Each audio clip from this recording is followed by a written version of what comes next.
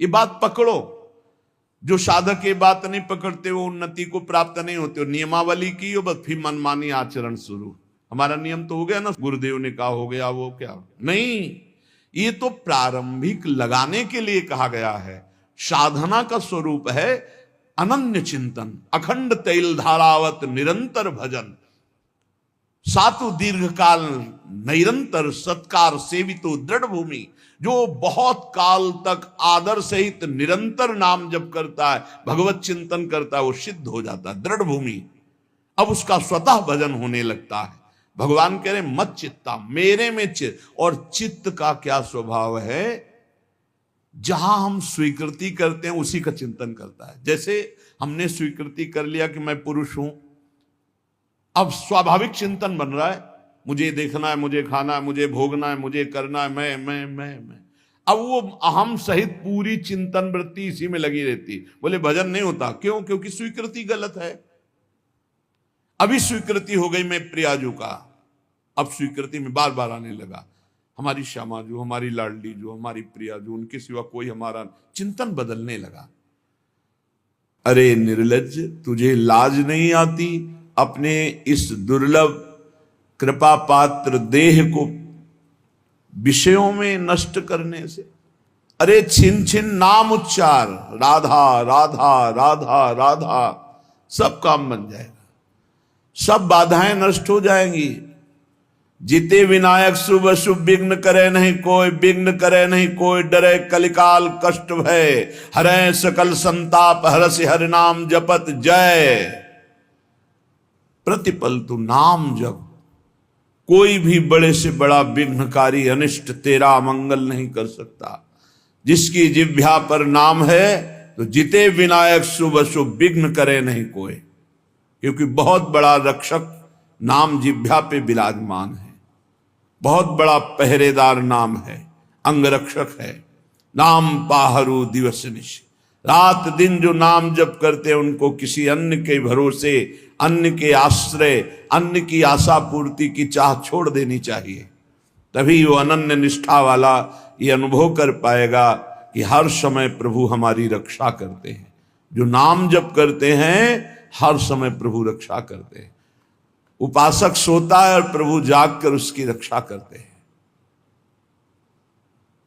गोस्वामी तुलसीदास जी की रामचरितमानस की कृति को गंगा जी में प्रवाहित करने के लिए दो ईर्ष्यालु गए तो देखा कि दरवाजे पर श्याम गौर जोरी राम लक्ष्मण जी धनुष बिल्कुल प्रत्यंचा खींचे हुए खड़े, भयभीत होकर दूसरे दरवाजे वहां भी देखा।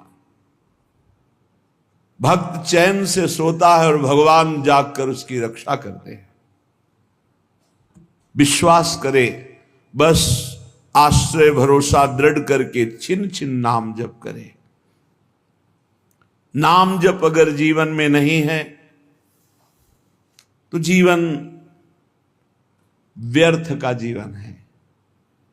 छल कपट करके रुपया कमा लो, तुम्हारे किसी काम रुपया नहीं आएगा। खाओगे तो रोटी दाल ही, रुपया तो खाओगे नहीं।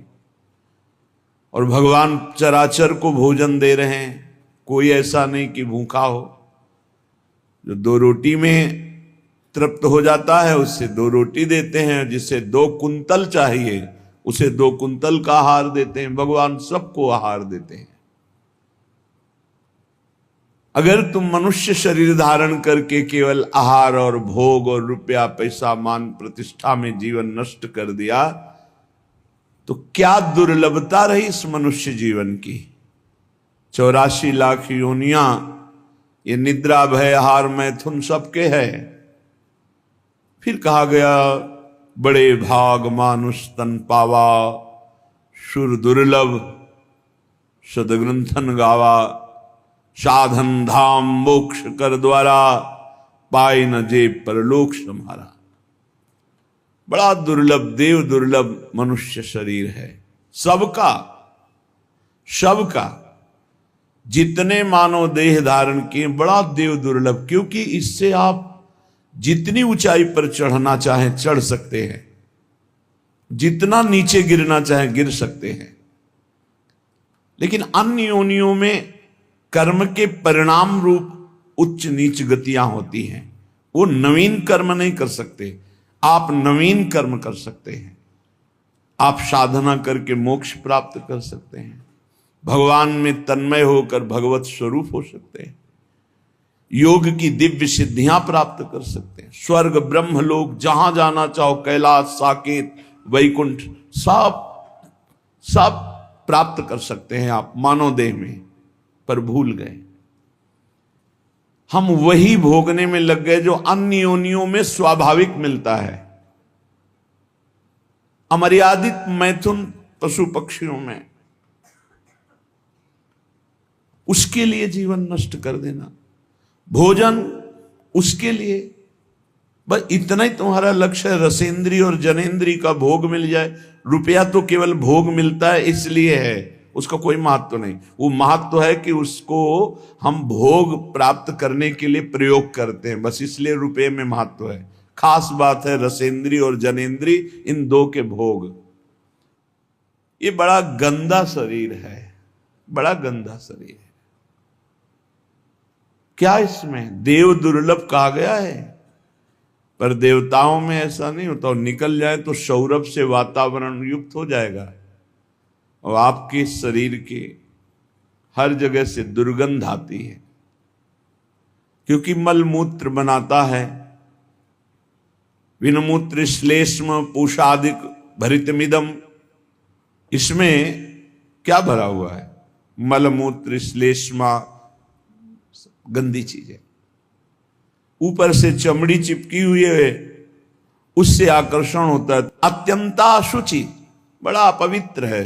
चाहे जहां स्नान कर लो, चाहे जिस तीर्थ में, एक रेशम के थैले में विष्ठा और मूत्र भर लो थैली में, और ऊपर से उसे कहीं भी डुबाओ, तो ये रहस्य जानने वाला कि इस थैले में क्या भरा है, वो कभी उसे छूना नहीं चाहेगा। चाहे जिस पवित्र स्थान में उसको गोते लगा के लाओ, यही लगेगा यह पवित्र है। इसलिए श्रीपाद करें अत्यंता अशुचि बीभत्स घृणास्पद और अपवित्र। क्यों? यही मलाशय मूत्राश्रय है, ऊपर से चमड़ी केवल है। हम नहा लिए तो बोले हम पवित्र हो गए, वो है अंदर। पवित्र तो हो गए जब भगवान का चिंतन होगा। अगर भगवान का चिंतन नहीं तो आप कहीं भी पवित्र नहीं हो सकते। बाह्य और भीतर पवित्रता भगवान की स्मृति से है। अपवित्र पवित्रो वा सर्वावस्थांगतोपि वह यह स्मरेत पुंडरीकाक्षम सवायाभ्यंतर शुचि। वो बाह्य और अभ्यंतर से परम पवित्र हो जाता है जो भगवान का स्मरण करता है। खास स्नान पवित्रता है भगवान का स्मरण।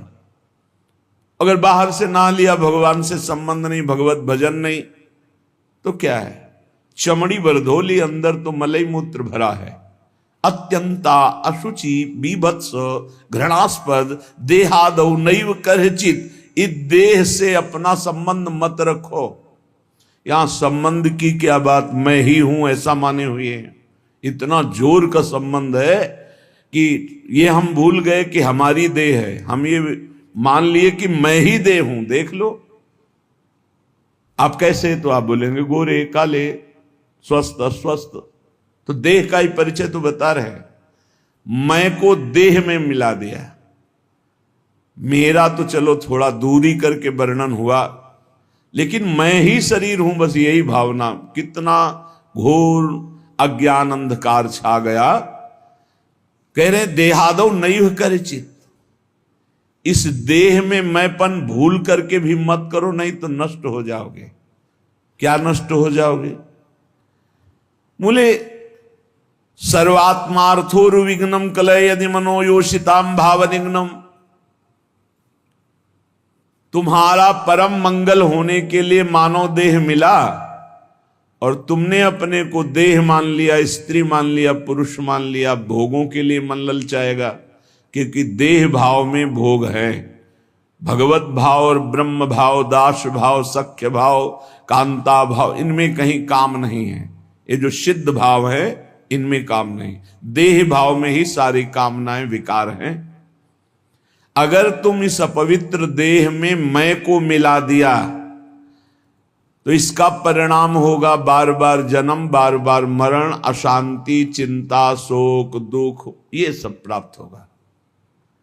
सर्वात्मार्थोर विघ्नम, ये परम आनंद में भारी विघ्न है शरीर। कब? जब मैं को शरीर में मिला दिया। अगर मैं को अलग करके देख रहे हो जो है और शरीर को अलग करके देख रहे हो तो आप इस पर शासन कर लोगे, नहीं ये गलत आचरण है, नहीं होने दूंगा। और मैं जब शरीर बन जाओगे तो आपको सुख बुद्धि होने के कारण ये ज्ञान होने पर भी कि ये गलत है आप नहीं रोक पाएंगे। सर्वात्मार्थोर विघ्नम, केवल विघ्न ही विघ्न होगा, भारी दोष। शरीर राग से इतने दोष पैदा होते हैं, जितने ग्रंथ और पंथ हैं सब इसी के हटाने के लिए है, शरीर राग मात्र के लिए। शरीर राग से अन्य राग सब हैं। एक दो भाई, खेती का बंटवारा हो रहा है, कुछ हाथ खेती बड़े भाई वाले खेत में ज्यादा है। लड़ाई शुरू हुई, छोटे भाई ने मार डंडो बड़े भाई को मार डाला, छोटा भाई जेल गया। खेती वैसे ही पड़ी। माया का नाटक तो देखो, एक का दिव्य मानव देह जो भगवत प्राप्ति कर सकता था वो मारा गया, एक का जेल प्राप्त हो रही। दोनों अज्ञान की दशा में जीवन को नष्ट कर दिए। एक कथा, पूरा संसार इन्हीं वासनाओं के खेल में। सर्वात्मार्थोर विघ्नम, जहां मैं को शरीर में मिला दिया गया, इतनी कामनाएं प्रकट हो गई, वासनाएं प्रकट हो गई, इतना अहंकार प्रकट हो गया कि विघ्न ही विघ्न, पूरा जीवन अशांति। अध्यात्म के बिना स्वप्न में भी कोई शांति प्राप्त नहीं कर सकता। चाहे जितना रुपया कमा लो, चाहे जितने अरबों की संपत्ति एकत्रित कर लो, तुम अशांत रहोगे, तुम चिंता युक्त रहोगे, तुम दुख युक्त रहोगे, तुम मृत्यु से भयभीत रहोगे और बार बार तुम्हें जन्मना मरना पड़ेगा। अध्यात्म के बिना कुछ भी प्राप्त हो जाए। ऐसे ऐसे राजा हुए जिन्होंने विश्व के माने हुए वैद्यों को पास रखा, विश्व की औषधियां रखी, बड़ी बड़ी व्यवस्थाएं रखी कि एक जरा सी छींक हो कि हजारों प्रकार की औषधि, वो भी मर गए। मृत्यु ने उनको भी मिटिया मेट कर दिया। क्या व्यवस्था करोगे? ऐसे ऐसे भोग विलासी चक्रवर्ती सम्राट, ऐसा ऐसा कहां सब खत्म। भूल मत करो, मैं को शरीर में मत मिलाओ। ये जो मिल गया है इसी को हटाना है। जड़ चेतन ग्रंथि पड़ गई, यद्यपि मृषा छूटति कठिनाई। निघ्न दुष्टेन्द्रियाणि प्रसभ मुदय भांज युद्यतामर्षदंडई। तुम अपनी इंद्रियों को दुलार करके उनके प्रसन्न करने के लिए उनको छूट दे देते हो, जाओ भोगो, वही तुम्हारे को बंधन प्राप्त कराती है। यद्यपि मृषा छूटति कठिनाई, जलन पैदा की। ऐसा क्यों किया? कभी नहीं करूंगा, फिर वही अज्ञान, बार बार नहीं करूंगा और बार बार वही करते। फिर भगवान दंड विधान कर देते हैं। एक दो बार तुमसे गलती हुई, क्षमा याचना की, या बहुत गलतियां हो गई, सत्संग सुना, बुद्धि पवित्र हो रही, अब लो नशानी अब ना नशइयो, तो भगवान कृपालु है, वो कह रहे अहम त्वाम सर्व पापेभ्यो मोक्षयिष्यामि मा शुचः। मैं तुम्हें पवित्र कर दूंगा, सारे पाप नष्ट कर दूंगा, अब तो होश में चलो। नहीं, निघ्न दुष्टेन्द्रियाणि, ये दुष्ट इंद्रियां बार बार जीव को घसीट करके भोगों में डाल देती। तो क्या करें? गुस्सा करो इन इंद्रियों के ऊपर, अनुमति मत दो, इनको दंड दो, उपवास करो। नाम का दंड दो, खूब नाम जप करो, परेशानी पैदा, परिक्रमा लगा, निकल जाओ गिरिराज जी की परिक्रमा में, 5-7 घंटे नाम जप करते हुए पूरी परिक्रमा, आराम आराम से, दौड़ने की जरूरत नहीं, 5-7 घंटे में आराम आराम से नाम जप कर देखो। अगर तुम्हारा उसी समय दिमाग परिवर्तन न होने लगे तो बताना। ऐसा बगीचा है संसार कि इसका मनोरंजन करने का मन हो ही जाता है, और जो मनोरंजन में फंसा हुआ आज तक नहीं निकल पाया, जब से सृष्टि हुई आज तक इस जादू के बगीचे से नहीं निकल पाया।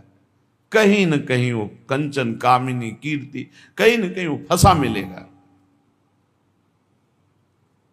अगर आप इसे मैं को शरीर से हटा दें